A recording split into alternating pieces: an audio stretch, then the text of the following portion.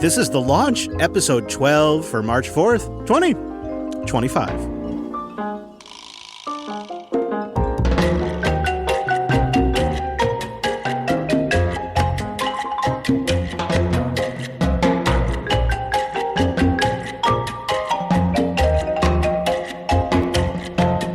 Streaming from the beautiful Pacific Northwest and the mighty American West Coast, we greet you all a good morning, good evening, or wherever your timeline may fall. Time-appropriate greetings, indeed, to one and all. This is The Launch. My name is Chris. And I'm Angela. Hello, Angela. Hello. We're going to warm everybody up with a good launch this week. We've got stories. You've got stories. Mm-hmm. You got surprises I don't even know about. Yeah, you don't. I don't. So just a few things everyone needs to know before we get going. This here podcast is live on a Tuesday at 11:30 a.m. Pacific, 2:30 p.m. Eastern, and 7:30 p.m. UTC at jblive.tv or in your podcast app of choice. I say that because it's going to become more important than ever soon. It releases for download Wednesday morning. I invite everyone to join us. We got the Mumble Room open. I'd love to hear from our members as well. We'll have a live open mic before and after every single show. We'd love to have you in there. Get a direct line to us. And we have an always going chat room, the Launch HQ, which is linked at the top of our website at Winkley? It's not bad. We should register that. Winkley Launch. The weekly launch.rocks. That's where you can find links, past episodes, chat room. And I think, even if we're live, I wonder, does it show if we're live right now over there if you go to Weekly Launch? Because I want to get that going. Yeah, it does. Look at that. It shows if we're live right now. That's great. So even if we're a live show, you can just go over to the Weekly Launch and hit play. Be like, hey, it's Tuesday. Are they recording right now? I'll go over to Weekly Launch.rocks. Listen in. Okay, Angers. So I've been waiting. We just have a line in the doc that says Ange has something to talk about. And I really have no idea. If I were going to guess, food related? I don't know why. I just feel food related. Oh, it was supposed to be food related, but it's not. Okay. We'll save that for another day because All right. I can go on that for a long time. Okay. No, so I had an audition yesterday Ooh. Yeah. Audition for what? for at the moment, a voice role in a Star Trek short film. No way. Mm-hmm. That's so great. Yeah. Do you have an And, idea of what the role is? Yes, I am. Let's see. It wasn't. I can't remember the title. Okay. But the commander of the Horizon. Okay. ship. I can tell what era of Star Trek it is just from the universe, or from the uniform, if that uniform is accurate. Well, it's a uniform. Yeah, I don't know if the uniforms are really necessarily consistent, but I was sent a couple different links of uniforms that I could get if I wanted to do a video role. Oh, Right. yeah. With the So they have like green a place you can buy Star Trek uniforms? Mm-hmm. What? Yeah. That's not bad for a whole uniform, $130. For Yeah. this would be like the DS9 and Star Trek First Contact style for Star Trek fans out there, where they revamp them. They look good. I like those ones. Yeah. Oh, they even have the undershirt tunic kind of like thing, whatever you call that, like a jacket. A vest. Yeah, a vest. Yeah. Yeah. So those were the three options in range of cost. And Oh yeah. my God, that's so cool. Yeah, I'm excited. I think I could really, I feel like during the audition, I channeled my Janeway. Do you know? Oh yeah, good. Do you know Yeah. one of the lines? Do you remember one of the lines? Oh, gosh, no. Okay. I want to hear it. So it hasn't been written yet. Oh, okay. So I read other things. Oh, good. Went and found some Star Trek quotes or something? Well, they were provided to me by the person who, by the way, is Samuel Cockings. He is a faux show fan. Oh, no way. Yeah, he was one of the younger ones with Admiral Murphy, and I can't remember the other one right at the moment. But That's pretty anyway, great. yeah, he has moved on to be a Star Trek film producer, writer, all the things. And so, yep, that is upcoming. I want to hear a line. Okay, yeah, I'm looking for it right now. Oh, you know what? It was in... It is forever locked in the Zoom chat. Oh, okay. Yeah. I thought it was in my messages with him, but it's not. Oh, that's fair. I'm sorry. That's all right. Maybe one day. Maybe, I could think of a few, Mm-hmm. Well, I have a Janeway line. Like, this is my favorite Janeway line. There's coffee in that nebula. Isn't that great? That's so random. I know. Yeah, that's early season for you. There's coffee in that nebula. Well, that's pretty exciting. So when do you hear? Like, when do you get to know more? Well, I just need to ask you a couple questions, and then I'm going to get back to him today. So I think he's going to start writing it next week. Okay. And depending on whether I do just voice or video, or voice and video, it'll be like a three episode span. Mm-hmm. So I have so many questions about how you would. So you would shoot the video, but they would use it. Like you would set up a camera. Yeah. Wow. Yeah, I can send you a link to the production that? so that you can see. You said you had a question for me. Yeah, but off air. Oh, okay. All right. Yeah, I'd like to know more. Like how? I wonder if there's a way they could replace your background too. There's all kinds of technology available now. Mm-hmm. That's pretty neat. Okay, well, stay tuned and find out more, I suppose. Mm-hmm. So this week also was rough for the folks that have the desk jobs. I heard multiple complaints about a Microsoft Teams outage this week.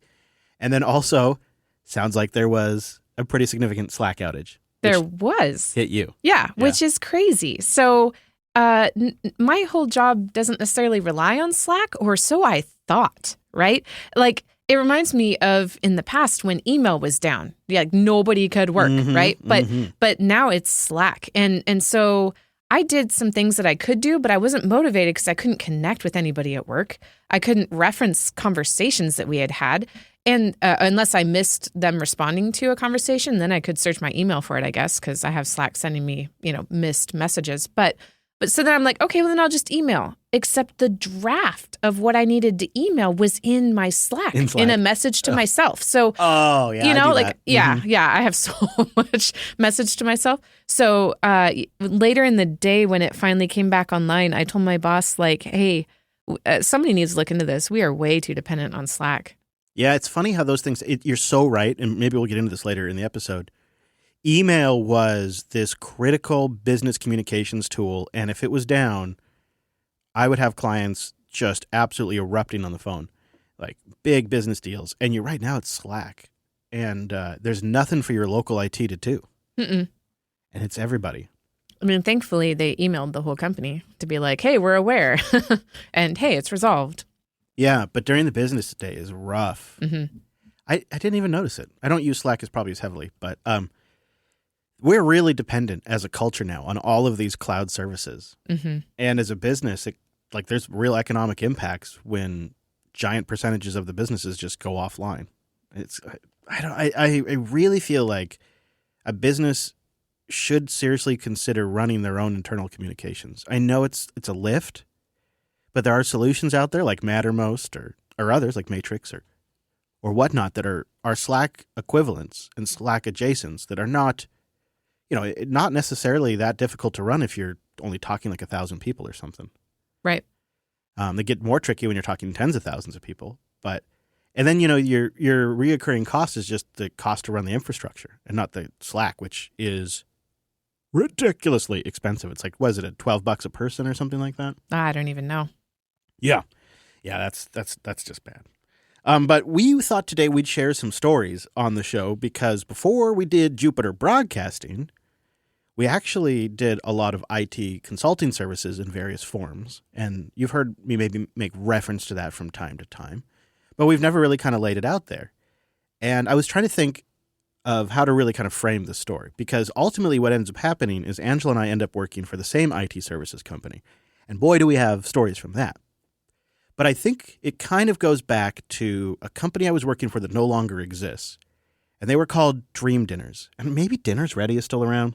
I don't think so. I think Dream Dinners is still around, just only Something a couple. Else. Oh, okay. Oh, yeah, they were trying to franchise. This is before you had your boxed food services that you could go online and get a month's worth of or a week's worth of food delivered to you in a box. Before that idea, there was Dream Dinners. It was a similar concept, different in execution. You go online once a month and you order your dinners for the whole month. And they have a bunch of different options like a menu. You pick the ones you want. And then you arrive at one of their facilities and assemble. The benefit is you could assemble to taste. And everything gets assembled at once. The downside is you need to go find an hour or two in your busy week, which You're trying to save time by having these dinners pre-made, but yet you also have to clear like an hour or two during your weekday to go make the dinners. It was initially pretty successful, but then they decided to really get serious. They needed to emulate a much larger company. And the company they decided to emulate was Starbucks. And so they hired one of the fired Starbucks CEO back in the day. And this gal decided we need to run an efficiency audit on the entire company. And she zeroed in on the fact that the IT manager, my boss at the time, who was great, she zeroed in on the fact that that gal really didn't have any credentialed experience. I mean, she'd been running the IT from the beginning of the company, but she didn't have any credentialed experience. And if we're going to become Starbucks, we need to bring in a heavy hitter chief technology officer. So let's go hire somebody that just got laid off from Boeing. And they brought in a Boeing IT manager who had worked at Boeing his entire life. And no disrespect to folks at Boeing, but to us at the time in the wider IT industry, these folks were sort of frowned upon because they basically just knew one vertical, and they knew that vertical extremely well, and they didn't know anything outside that vertical if they came from Boeing. And this guy just seemed to like prove the stereotype. First thing he wanted to do, because reasons, even though everything was working like a top, he wanted to rip out all the Linux systems. He wanted to rewrite from PHP to what was called Active Server Pages, ASP at the time. And he wanted to go from a fully integrated Samba authentication mail system with spam screening and all of that to Active Directory and Exchange. And he wanted to quadruple the number of servers we needed to do all of this. Okay, whatever, fine. I don't really like it, but he's the boss. But then he started to turn out to be a real dick. I would get in like 7:30 a.m., so that way I would get in just before the rest of the users. And so would my coworker, Josh. He'd get in a little bit later. And what we would do is we would stagger. I'd get the morning crew, people having issues in the morning, even though it wasn't technically my job because I was server guy, but I would take the bulk of it in the morning. And then he would stay till about 5:30, and he would catch the folks wrapping up for the night having problems. And that was our little system. So we always had coverage. We're always there. So 4 o'clock comes around. I'm like wrapping up for the day. 4:30, it's time for me to leave. And I'm going out the back, and I'm going down the stairs, and the new boss is coming up the stairs. It's like a scene from a movie about a bad boss. He puts his hand on my chest and he stops me and he says, I notice who stays late and who leaves early. And I consider that.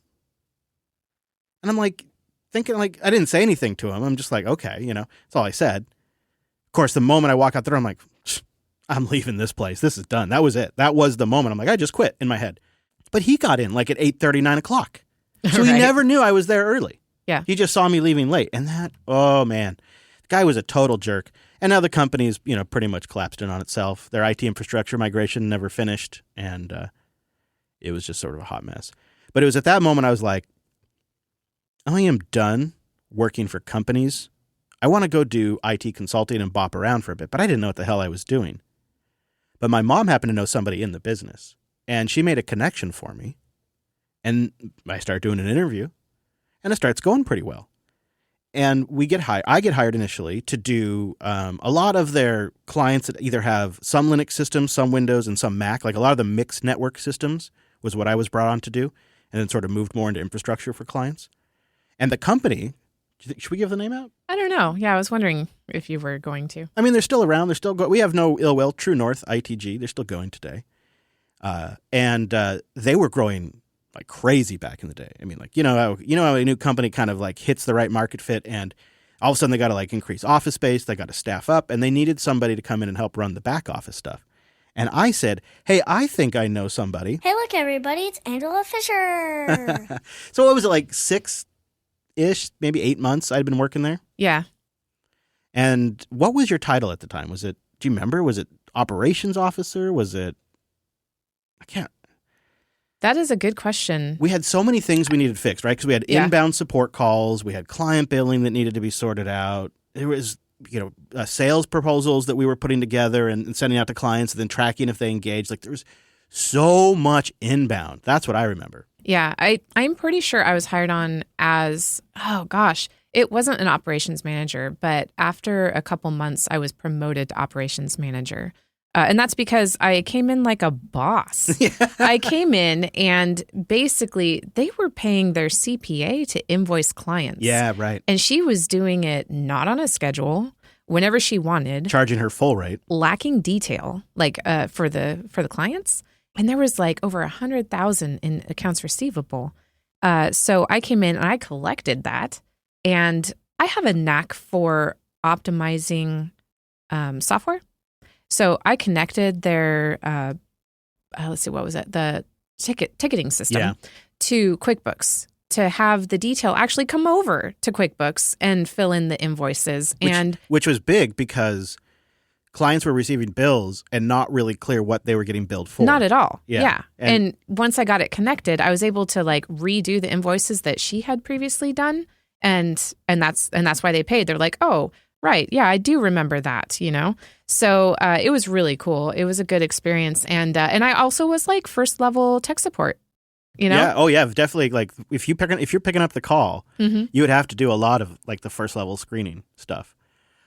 Which is always, it's so, because I remember for a little while, we was like a 3-room office and you could hear the phone ring. And so you could hear you pick up and you'd listen. Okay, she's got it. All right, she's got it. We can keep going. Yep. Yeah. But basically we had like 4 or 5 of you guys that you were all assigned your own clients and would go to them regularly. Yeah. And, you know, it was really the start. We were converting from time and materials to this subscription system where you pay a flat rate monthly and you get this many hours and then whatever's over that gets billed. And that actually worked kind of nice because it meant, all right, well, every Thursday I show up at this client and I'm here from, 11 a.m. to 1 p.m. or whatever it would be. And it also meant that you had a way to make just maintaining security updates. Remember, this is Windows servers back in the day, a lot of them. So there's a lot of that. It just meant making that stuff like actually financially sustainable for the IT company too. It did mean though that clients felt like they had you, right? Because, hey, I'm paying you every single month. And Right. some of them were big checks. Right. And so it gave them this sense of privilege Mm-hmm. and that you would be available immediately. And if you've got 5, 6, 7, 8, a dozen clients, you can't be available immediately for all of them. Nope. That's always a constant source of friction. But I think also one of the things that I discovered through that process is that I was actually pretty good at both the engineering, but the sales engineering too. So I'd start going and sitting on more of the sales calls. And I had to learn during that time, I'd never had to do this. I had to learn how to like write a proposal to a client on like what you need to do. Here's the cost. Here's the work breakdown. Here's the time breakdown. Never really had to do that kind of stuff before. That kind of stuff I hated at first, but now I'm really glad I had to go through it because it works. I use that skill set today, even like when dealing with sponsors. Right. And, interestingly, this experience of working for the same company was like the crux of realizing that we could work together. True. You know, because yeah. like you do the IT stuff, I do the back end office stuff. Like, and that is how it continued after that. We even got to carpool together. I was going to say, yeah. I was just thinking like, for a while we were carpooling, which makes sense, right? Yeah. Especially if it was a day where if I was going to stay in the office all day. There was a couple of those. Well, even if you didn't, I was staying in the office all day. Yeah. So, yeah, I could still take the yeah. car. Except, when I rear-ended somebody on the freeway. And it was so dumb because Chris saw it. He knew exactly what was going to happen. And I don't know, I locked my brakes. Yeah. And I rear-ended a green Jetta. And was that the Civic? Was that or what car was it? Because I don't think it might Well, not have I never drove a Civic. Or what, it had to be the CRX or whatever. TL. Yeah, okay. Well, okay. I was just trying to think. I don't remember it having anti-lock brakes or something. Like it might have been raining too. Yeah, I don't know, but gosh, that was so dumb. It was. And I did try to get off to the side. And then I did have to get off to the side after I hit him, and it sucked. I got out of the car with it still in drive.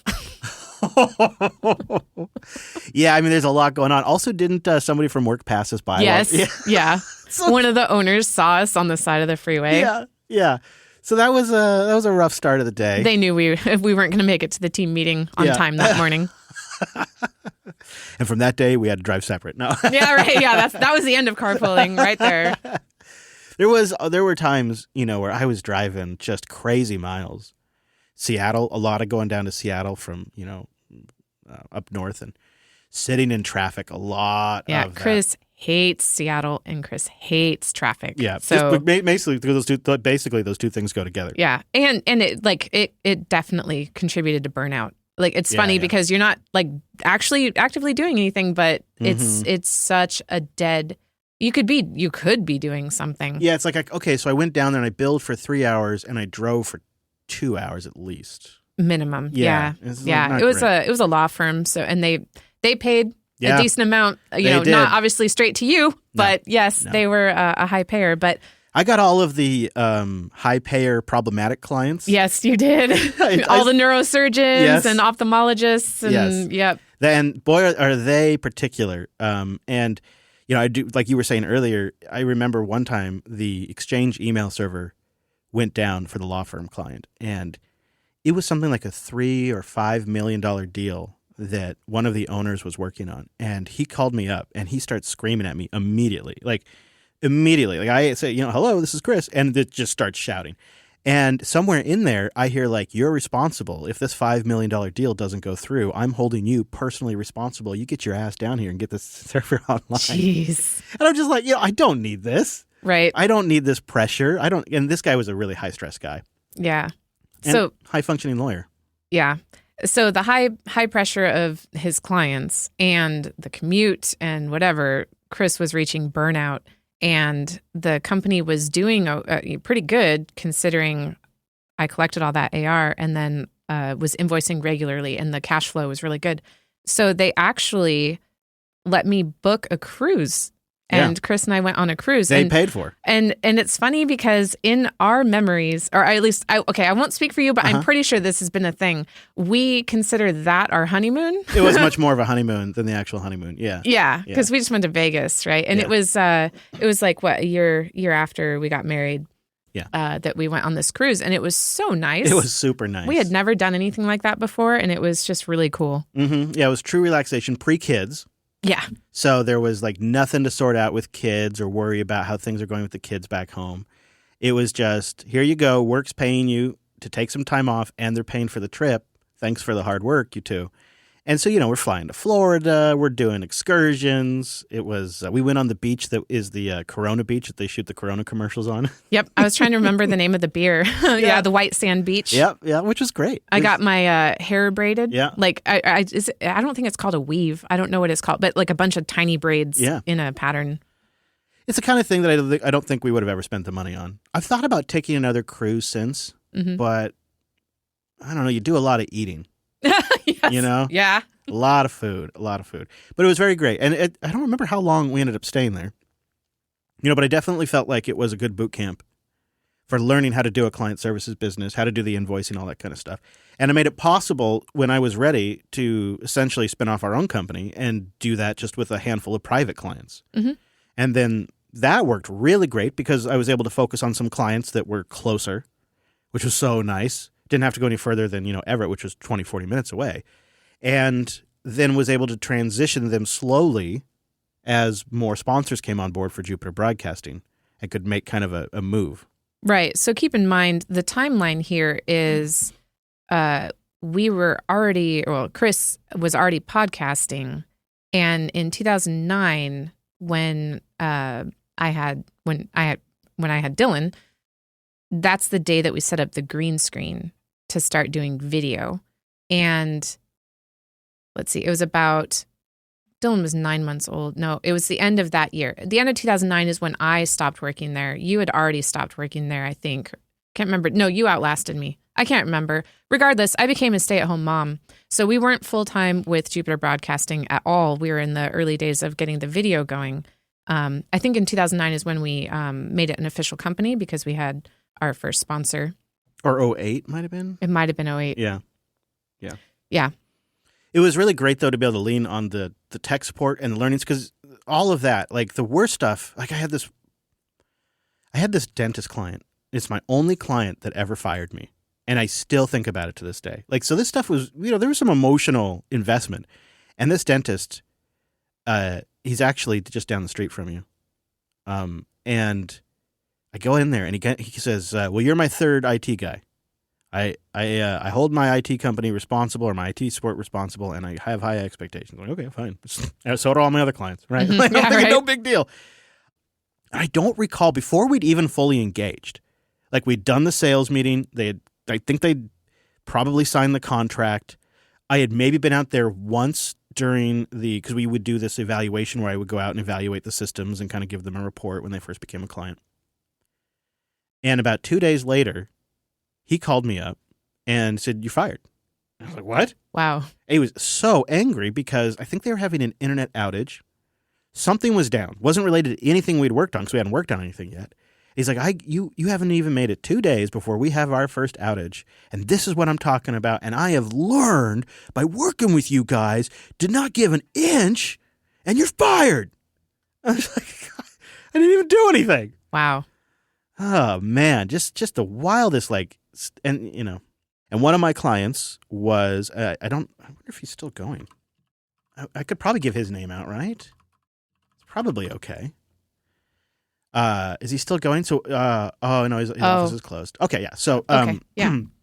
one of my clients was Dr. Sanford J. Wright, who was the leading neurologist in the United States, and he had converted an old mansion into his clinic. And the gals that had been working for him had worked with him for like 20, 30 years. Mm-hmm. And they were very facts and document based. And during my window of IT consulting, Obama signed a law that said essentially all the clinics need to digitize their records. And so this guy who had been in practice for 20, 30 years and had avoided going digital, all of a sudden had a deadline before he started getting fined. So he brings us on board to help figure out where he's got issues, because if he's going to bring all these things online, he wanted to secure his network, figure out how to improve things, and then, also just take care of general tech support and migrate his system over to this digital imaging system and slowly replace these cockamamie remote access systems that his previous IT guy had built. And that was a great client. And I worked with them for many, many years. But it was always a strange one because I was working out of this huge mansion. Mm-hmm. It used to be I think it used to be the governor's mansion or something On like the that. waterfront. Yeah. Yep. Yeah, so I'd show up, and it was funny too because a lot of folks, because it was also a historical site. The front was immaculate; it just looked great, it had fresh paint and plants. But then you go around the back, and it was just a mess. They weren't anything that the public didn't see. They were not maintaining, and it was actively falling apart. It was a real challenge, and good lessons though. A lot of things in the medical space were changing back in those days. Mm-hmm. All right, you think that's any other stories to share? Is that? No, I think that Jeez, feels like 1,000 years ago, it does. and yet today not so far away.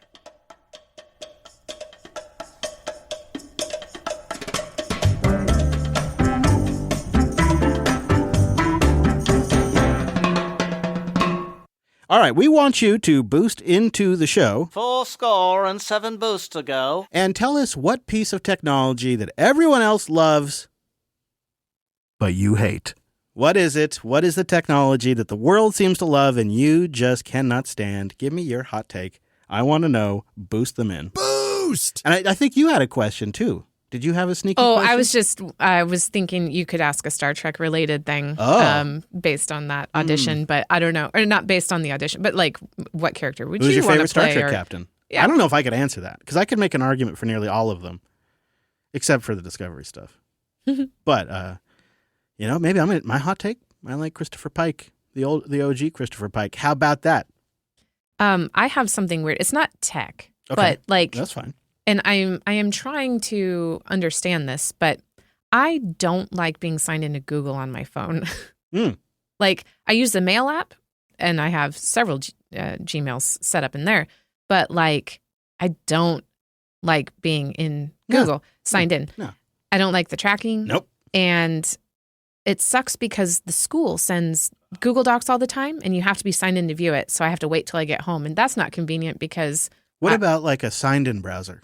You just install Chrome, and you just leave that logged in, and you never log in Safari. And then, if you got to open up a Google Doc on your thing, you just do it in Chrome. Yeah.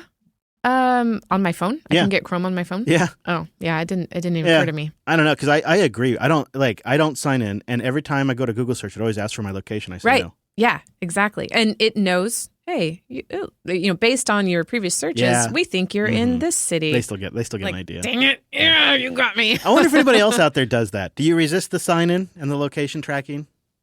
Or have you just embraced it?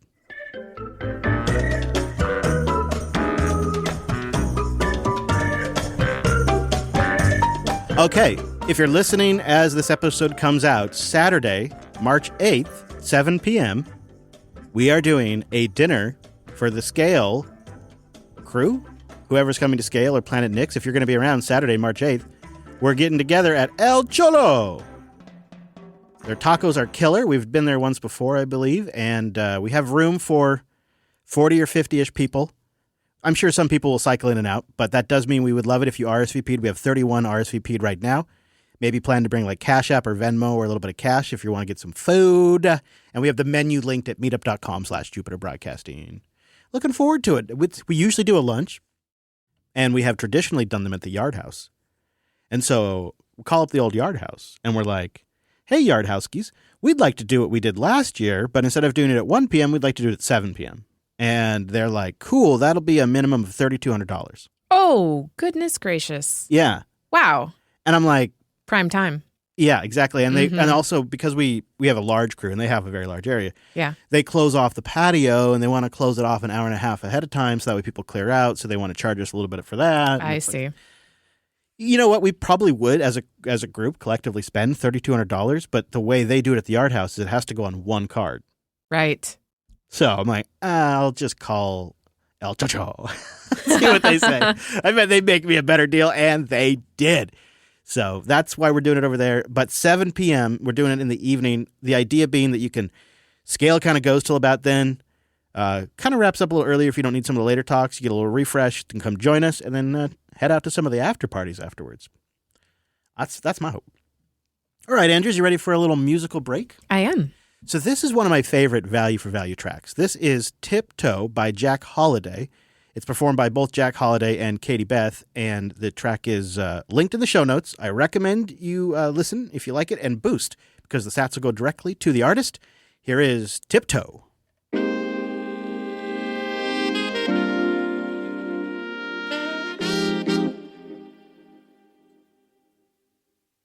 Baby, let your hair down, ain't nothing worth stressing. You pick it up and blow a kiss and you're giving your best now. And bless their heart while you're at it. And baby, it's a showdown, you don't tell and you're coming.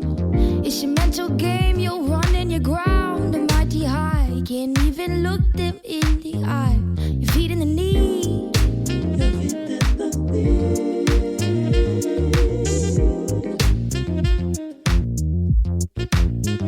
Your feet in the knee. Get it what you want, what you need. Feet in the knee. Getting what you want, you're getting what you need.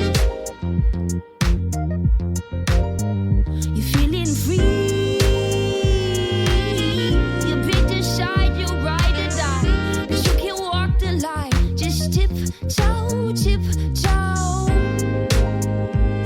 Just tiptoe, tiptoe.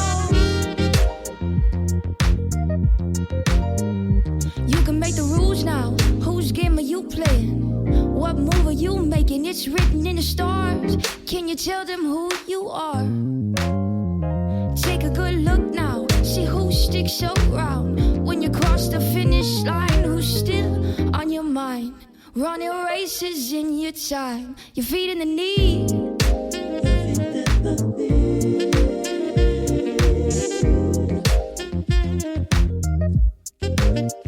Your feet in the knee.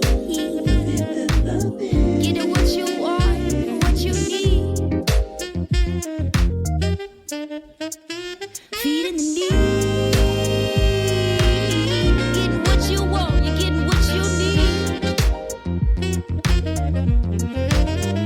You're feeling free.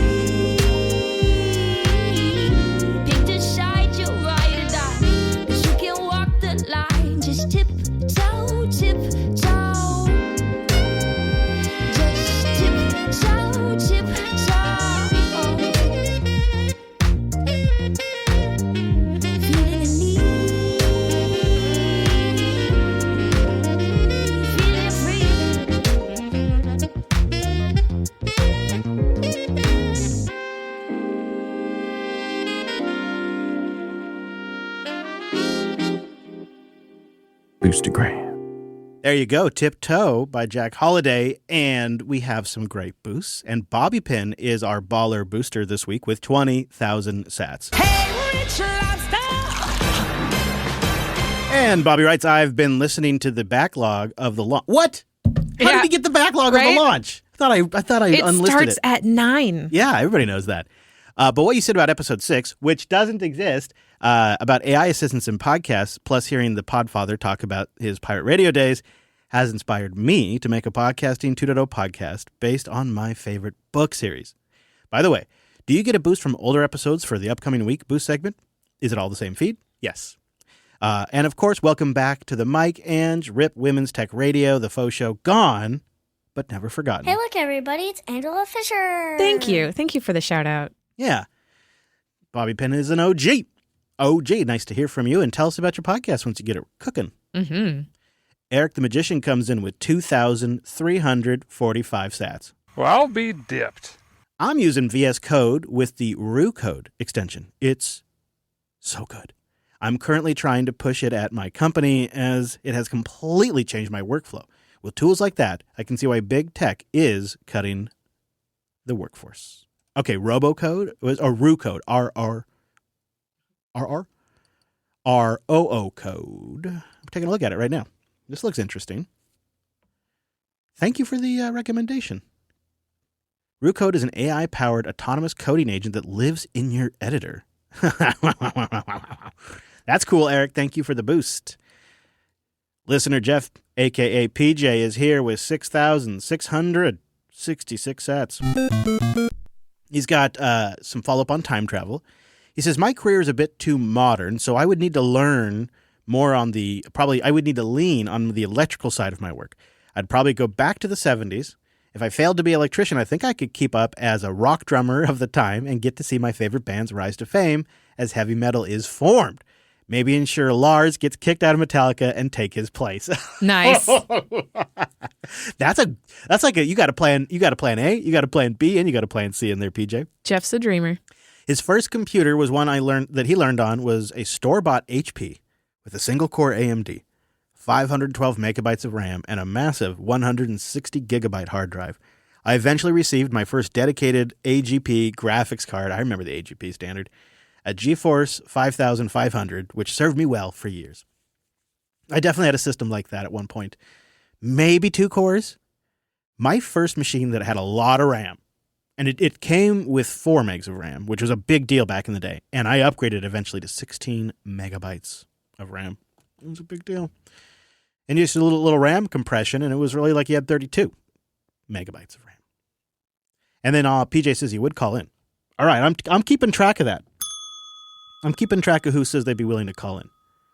I think that's good to know. Chakaraka is here with 4,444 sats. I think that's a big old duck. Things are looking up for old McDuck.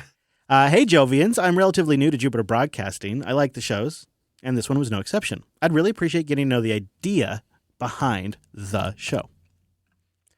What idea? Like we have. No, that's a big answer. Let's see if I can shorten it down. I'm a big believer in super serving your best customers and always making them happy. And sometimes that means we make content that is really just to super serve the niche of JB audience that wants to know us a little bit better.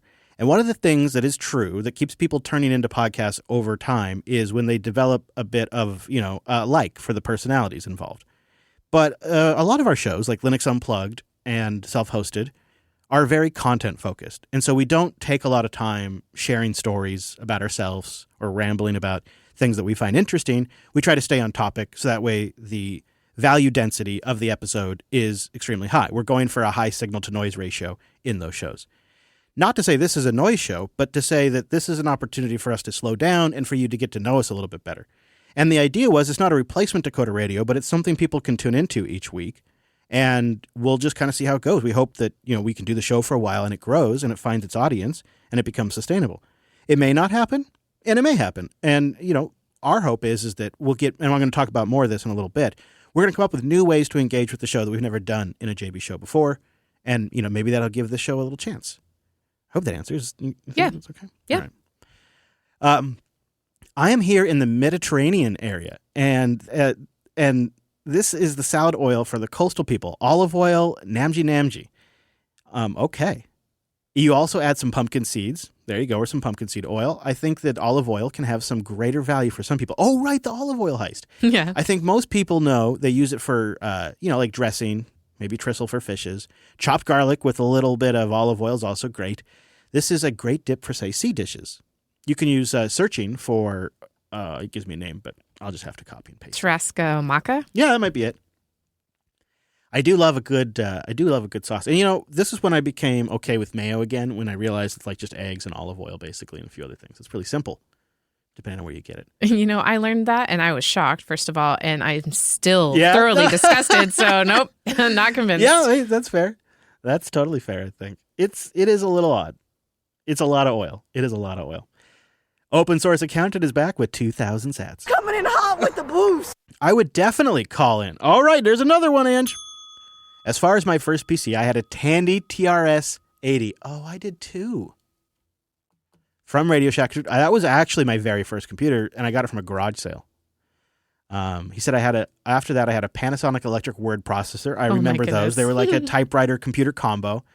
As for the Ask Me Anything, if you could have stopped the advancement of technology, at what point in your journey would you have paused? Wow. Ooh. If you could hit pause, I definitely want CD players and DVDs. Maybe Blu-ray. Right after Blu-ray got introduced, if we could just hit pause there for a while, you got everything you need. High fidelity entertainment. What else do you need? And I think maybe we had basic cell phones.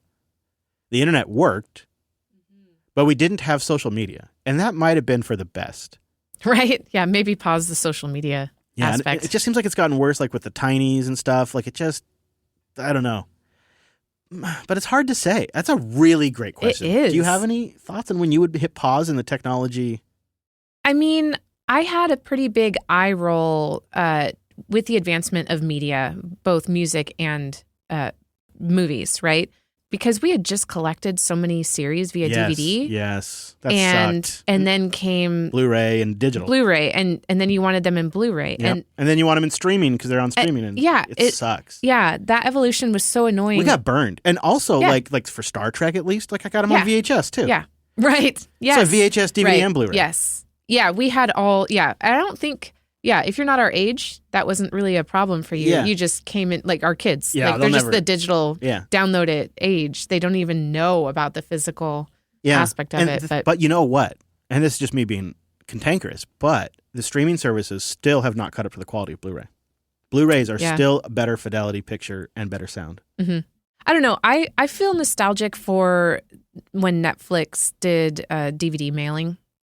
Yeah, that was cool. Right? And then Gamefly, right? Was it Gamefly? Yep. Gamefly mailed the games in the same fashion. Mm-hmm. And that was just a cool time. And that was just at the cusp of switching to the digital streaming. It was fun to get those 3 red envelopes or whatever your plan was in the mailbox. Right. Yeah, we had the 3. Yeah. Oh yeah, that worked, and it wasn't that bad swapping the discs. And with Netflix, you didn't have to buy all of them. So maybe I think that's maybe where you hit pause. Yeah, and they did a nice little, or I think nice. I'm sure somebody will complain about it. Netflix did a nice transition of you could do you can watch these movies and you can still get mail, and we did that for a while, but. Ultimately, it is nicer to not have to rely on postal. Yeah, and not have to send them back. They would sometimes sit around for a while. Yeah. Oh, no, I found a Gamefly game recently, yeah. I was wondering how you remembered it. That's a great question, though. If anybody else wants to chime in, I'd love to hear when you would hit pause on the technology evolution landscape. Thank you, Open Source Account. Nice to hear from you. And our last boost above the delimiter this week is from Turd Ferguson. Turd Ferguson! 933 sats. If animals could talk, which would be the biggest jerks and which would surprise us with deep philosophical takes? Good question. I think squirrels would be jerks.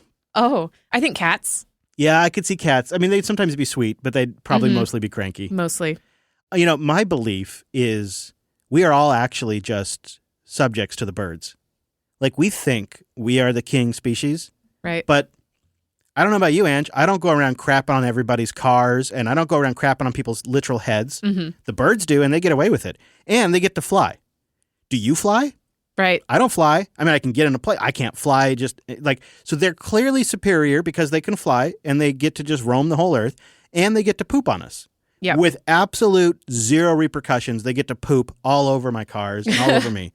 And so I feel like the birds in a way are the biggest jerks. And because they can fly, they probably have a superior attitude. Right. I was going to say birds for the deep philosophical takes. I could see some of them because they're flying around thinking. Yeah. Well, so Dylan and I walked the Centennial Trail yesterday morning before school, and it was all birds. Like, that's all you can hear in the morning. Yeah. And there was an eagle in the tree next to the nest, and we heard 2 woodpeckers, one normal and one lazy woodpecker.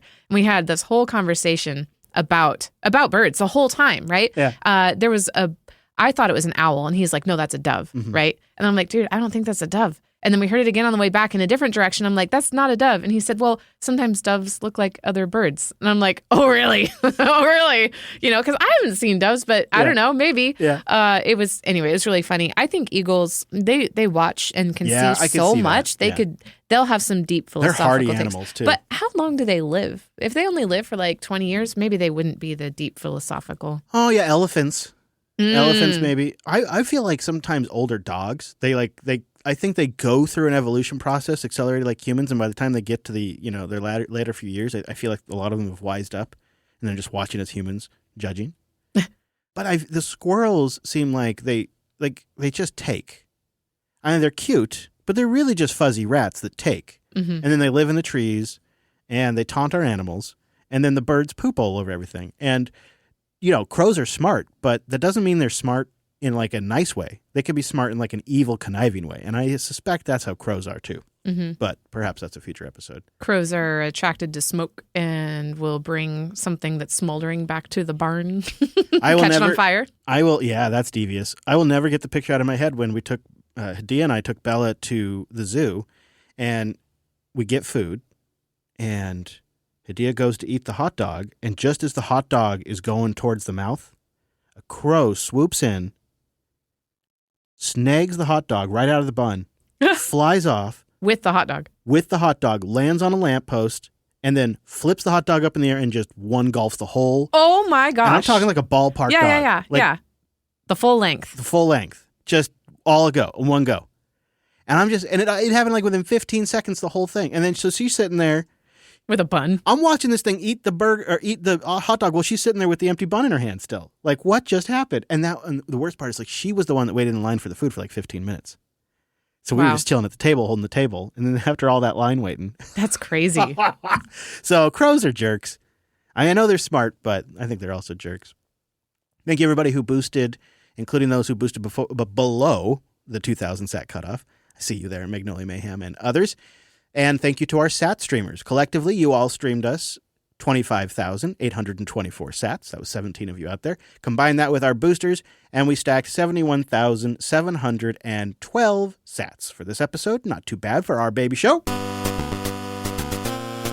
If you want to get started, there's a few easy ways to do it. I love River, but things like Strike work in like 110 countries. So if you're outside the U.S., look at something like Strike. Grab some sats and load up a Podcasting 2.0 app like Fountain. And then you can get your message in and support this here production. This is episode 12, and combined we had 24 individuals participate in the Value for Value Boost program. Thank you, everybody. Now, Andrews, there's something I want to talk about. It was hinted there in those boosts, something that we're working on the back end. This rings a bell. Ha, ha, ha. I see what you did there. Mm-hmm.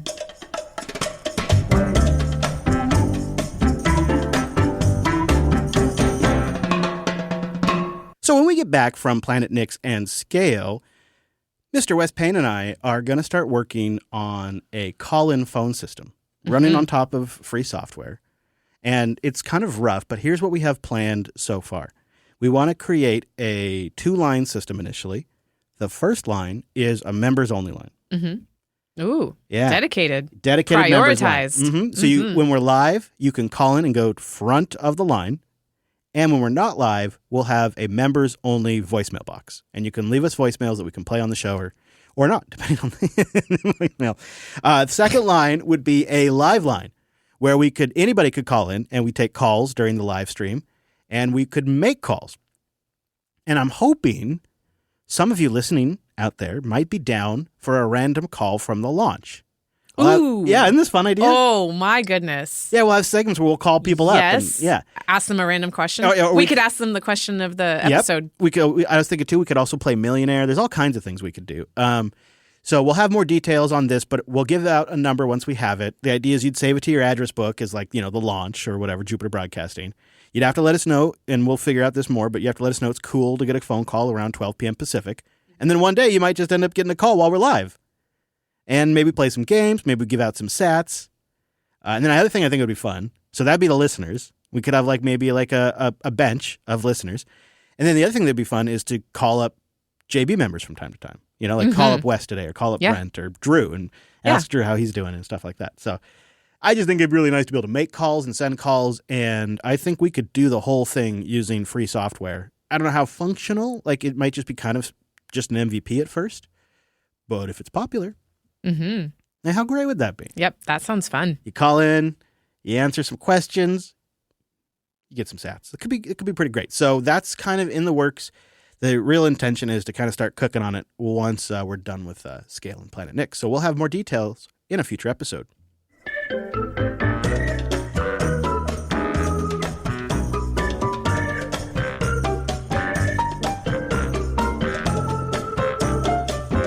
But maybe it's a good thing we're doing podcasting now because I think IT is going to get replaced in the medical industry. Microsoft, a long time ago, bought Dragon Natural Speaking, which a lot of doctors use for dictation of their notes. But now Microsoft wants to take it to the next level, and they want voice-activated AI assistants for doctors that go in the room with you and listen for the entire session and take notes for the doctor. I'll play for you. This is Microsoft's pitch video for this service. For over 2 decades, Dragon has been the trusted name in medical speech recognition, empowering healthcare professionals around the world with industry-leading voice and AI capabilities. This continues with Microsoft Dragon Copilot, your AI assistant for clinical workflow. Part of Microsoft Cloud for Healthcare, it's an extensible workspace that brings together natural language and ambient speech capabilities with fine-tuned generative AI and provides a consistent experience, whether mobile, web, desktop, or through leading EHRs. With a modern architecture, enhanced security, and healthcare-specific safeguards. Yeah. Yeah, you use Microsoft Entra, and it uses their trustworthy cloud computing platform with their trustworthy AI platform. The tool can draft documentation like clinical notes, referral letters, and post-visit summaries.